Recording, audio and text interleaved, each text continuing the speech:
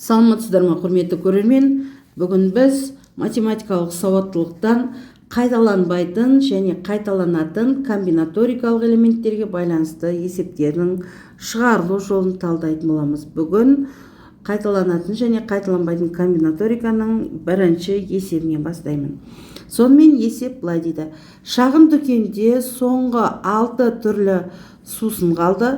Нұрбек қанша түрлі тәсілмен 4 сусын ала алады деген екен. Енді бұл жерде біз есепте неге көңіл аударамыз? Ең бірінші соңғы деген сөзге көңіл аударамыз. Одан бар 6 түрлі, соның 4 түрісін алу керек екен. Бұл есепте мынандай жауаптар бар: 15, 16, 14, 12 деген. Егер сіздерді осындай тақырыптар қызықтыратын болса, онда видеоны аяғына дейін көруді ұсынамын. Енді бұл есепті шығару үшін біз нені пайдаланамыз? Жалпы комбинаториканың элементтері дегенде қандай формулалар кіреді? Оған бірінші теру кіреді. Одан бар екінші орналастыру кіреді. Орналастыру кіреді. Үшінші алмастыру кіреді. Екен. Енді біз бұл есепті шығару үшін осы тұрған комбинаториканың қай элементін пайдаланамыз? Бұл жерде соңғы деген тұр, соңғы 6 түрлі ғана сусын бар, соның 4 түрлісін ала алады. Енді бұл жерде біз теріп атымыз, бары бізде 6 ғана бар, және ол соңғысы. Сондықтан біз сол 6-дан 4-еуін теріп аламыз. Сонда с-ның 6-дан 4-ті теріп алып атырмын. Енді формуласы 6 факториал, бөлшектің бөлімінде 4 факториал, көбейтемін 6, азайтамын 2 факториал болады. Тең 6 факториалға тимеймін, бөлшектің бөлімінде 4 факториал, көбейтемін 2 факториал. Мұна 6 факториалдың алғашқы 4-еуін ашпаймын, 4 факториалмен қалады. Одан кейінгісін ашам, 5 көбейтемін 6. Бөлшектің бөліміне 4 факториал, сол сияқты 2-ні ашам, 1 көбейтемін 2 деп. 4 факториал мен 4 факториал қысқарып кетеді. 6-ны 2-ге бөлем 3, соменен 15 шығады екен. Берілген есептің жауабы мына жерде 15 деген А жауап тұр. Сондықтан соңғы 6 сусындың 4 түрлі етіп таңдап алудың 15 тәсілі бар екен. Осымен бірінші есеп аяқталып отыр.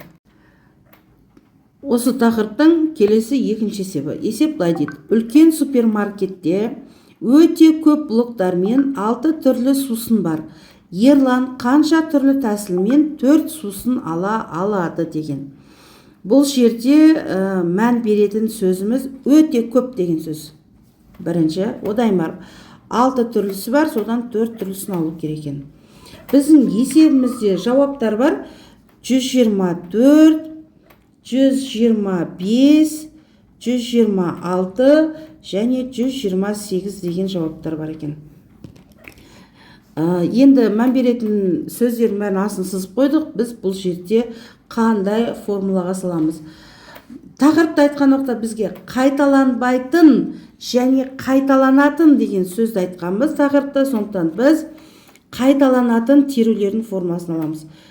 С-ның n-нен к-сын алған кезде, яғни қайталанатын с-ның қайталанатын теруде төбесіне сызықша болады. Сонымен бөлшек сызығын сызам, алымынан к қосамын n азайту 1 факториал, бөлімінде к факториал, n азайтамын 1 факториал болады. Енді осыған апарып қойық. Біз осы формуланы пайдаланайық. С 6-4, яғни қайталанады деген сөз. Ар қарай 6 қосамын 4, азайтамын 1 факториал.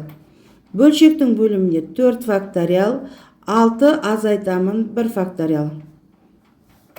4-ке 6-ны қосамын, одан 1 таптастайым, 9 факториал болады. Бөлімінде 4 факториал, көбейтемін 5 факториал. Енді бөлшектің бөлімінде 5 факториал көп болғандықтан мен 9-ның 5 факториалын ашпаймын да, ар қарай 6 көбейтемін 7, көбейтемін 8, көбейтемін 9 болады. Бөлшектің бөлімінде 5 факториал қалады, 4 ашайын, 1 көбейтемін 2, көбейтемін 3, көбейтемін 4 болады. 6 менен мыналарын көбейтіндісі кетеді, 8 менен 4 қысқарады, 2-ден тет, соменен бізден не қалады? 7 көбейтемін 2, көбейтемін 9 болады. Ал енді 9 жердегі 7 63, оны 2-ке көбейтем, сонда 126 болады екен. Енді берілген есепті қайтып қайталап жүрейік. Үлкен супермаркетте өте көп блоктармен 6 түрлі сусынның 4 түрінен 126 тәсілмен ала алады екенбіз. Сонда берілген есептің жауабы С деген жауап 126 болып тұр. Шағын дүкенде соңғы 6 әр түрлі сусын қалды. 4 дос бір сусыннан алғысы келді.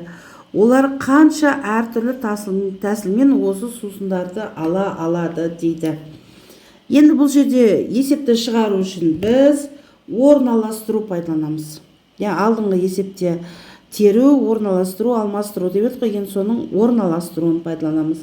Ал орналастырудың формуласы А-ның 6-дан 6 элементтен 4 элементін алып жатырмыз. Сондықтан 6 факториал бөлшектің бөлімінде 6 азайтамын 4 факториал тең болады. 6 факториал өзгенше қалады. Ал бөлшектің бөлімінен 2 факториал шығады. Сонымен 6 факториалдың 2 факториалына темеймін да, арша ашам 3, көбейтемін 4, көбейтемін 5, көбейту 6 деп. Бөлшектің бөлімі 2 факториал. Енді 20 көбейтемін 18 болады 360 шығады. Берілген есептің жауабы 360. Бұл жерде жауаптарын айтып кетейік. 380 жауабы, 360 жауабы, 350 жауабы және 340 деген жауаптар бар. Соның ішіндегі бізге жауабымыз 360 деген Б деген жауап болып тұр. Алдыңғы есептегіде бұл жерде біз неге мән беруіміз керек біз? Бізде 6 түрлі деген сөзге мән береміз. Одаймар 4 дос. Бірінші есепте бір ғана адам алып керек еді, ал бұл жерде 4 дос біреуден алып жатыр. Біреуден. Бір адам 4-еуін емес, бұл жерде 4 дос біреуден алып жатыр. Сондықтан осыған үлкен мән беруіміз қажет болады. Сонымен үшінші есептің жауабы 360 болып тұр.